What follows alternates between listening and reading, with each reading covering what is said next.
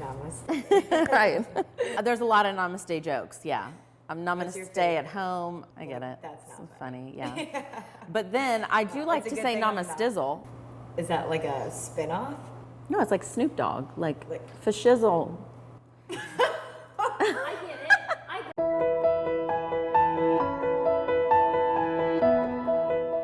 Control, guidance, and awareness. Today we're in your neighborhood finding out how your community heals through movement. I've been doing yoga for a long time, kind of off and on, and really it was just kind of when I made a commitment to come into it on a more regular basis, it was just something I wanted to do. So a lot of people talk about how yoga could just be looked at as a workout. How do you let people know that it does connect you to a deeper level? Yeah, I think we have to be a little careful with calling it spiritual, but it is spiritual in the sense of it being a holistic practice. So we're retraining our brains and our bodies to do things that we weren't previously able to do, whether that's, stand on our heads.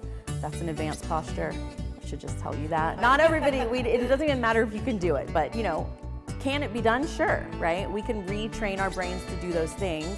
So whether that's standing on our head or like learning to be more compassionate. Yeah, there you go. Yeah. So I'll show you and then you can try it. I think that the reason it makes us more compassionate to others is because it teaches us how to be compassionate to ourselves. All the way back. Okay. Put your feet in. Okay. And then let go. Okay. Okay. So by teaching ourselves how to not do things that hurt our physical body, we can then later learn how to not do things that hurt our emotional body or our mental body.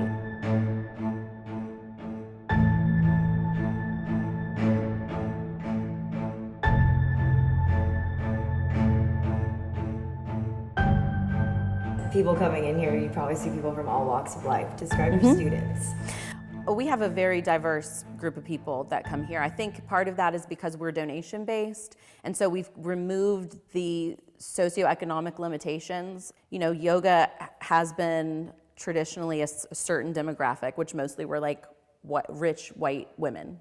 And I think what we do really well here at the studio is we don't exist within a box. We welcome everybody. We don't say, you have to be vegan or hippie or whatever, white. We don't care.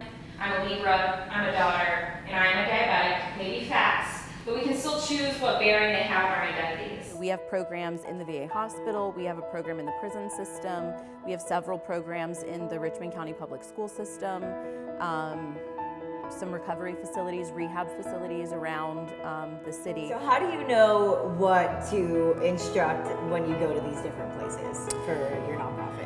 It's all evidence-based. We work from a perspective of what has been done and experientially, but also like in practice. What works with these different populations.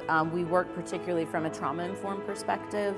Almost all of the classes that we teach are trauma-informed. Describe a little bit about what you mean by trauma, because I think there's like a broader aspect. Sure, yeah, that's a good question as well, actually. So saying that we teach from a trauma-informed perspective doesn't mean that all of our classes are for people who've experienced trauma.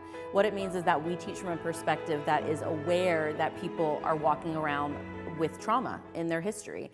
Our breath guide leads us in grounding and deep breathing after each person shares. This is a class for the recovery population. So it is open, so everyone is kind of coming from a different place, either in different stages of recovery or maybe just here to see if this is a place that is safe for them or that fits what they're doing in their lives. But we do work from that 12-step perspective, and then we combine the physical movements to essentially work out what we say are the issues in the tissues. And I know that being clean is supposed to be its own reward. But sometimes it doesn't feel that way, and I don't like that it doesn't feel that way. What has changed the most in your life from yoga? Probably my awareness of myself, I would say, in all the ways that aren't always pleasant to accept.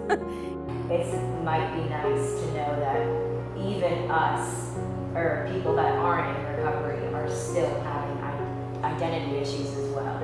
Instead of having something happen in my life and just reacting to it immediately, it's given me the ability, like a buffer zone almost. It's given me the ability to step back and like become an observer to myself a little bit. If there's anything that I learned today, it's that control is a mindset, and if you can control one aspect of your life, you can control all the others.